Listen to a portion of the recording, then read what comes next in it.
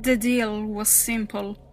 We'd get to ask him a couple of questions, and he got to ask us a couple of questions. A bit odd, if you ask me. What could the devil possibly want to know from us? I couldn't tell you. Is heaven real? I asked. Yes, He replied, his voice like dying embers in a fireplace. and so is hell. Who goes to heaven? Whoever God wants there. I'm afraid that's much too vague for us. What's that like? He asked, his eyes perking up. I'm sorry? What's it like to be afraid? A bit confused, I tried my best to describe the feeling of fear. My explanation was a bit clumsy, but he appeared to be satisfied with it. Why'd you want to know that? I asked. Because when God created me, He didn't give me the ability to fear. I can't feel lots of things. What can you feel? Pain. I got us back on track. Can you elaborate on your answer from before? About heaven? Of course. Heaven is open to all of God's creations. Whatever they do. I breathed a sigh of relief. When I was called in, the people in charge told me that my primary objective was to secure information on how humanity could get to heaven. With that sorted, anything else I gathered was a bonus. Are you going to heaven too, since you were created by God?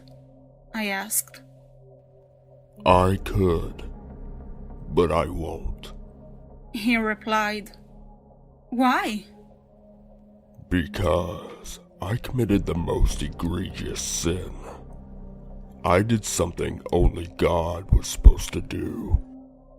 What's that? I tried to create angels.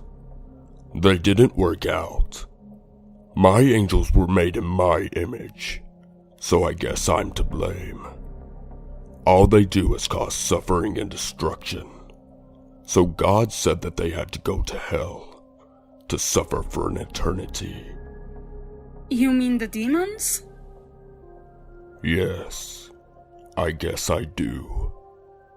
I couldn't go to heaven, not while my creations were suffering. So I decided that when the time came, I would travel to hell and suffer with them. Why? Because I love them. I checked my watch. Time's almost up. Yes, it is. I have to go back and get debriefed, I said, preparing to leave the facility. They'll be ecstatic when they get the good news. And what might that be? That no matter what we do, we're going to heaven. But you're not. Or anyone else for that matter.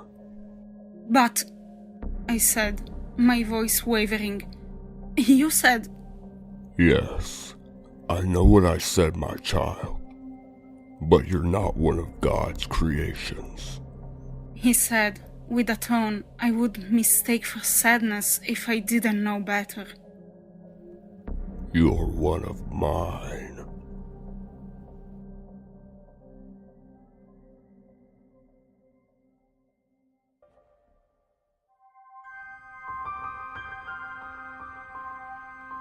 It's in the dustiest books that you may find the best stories.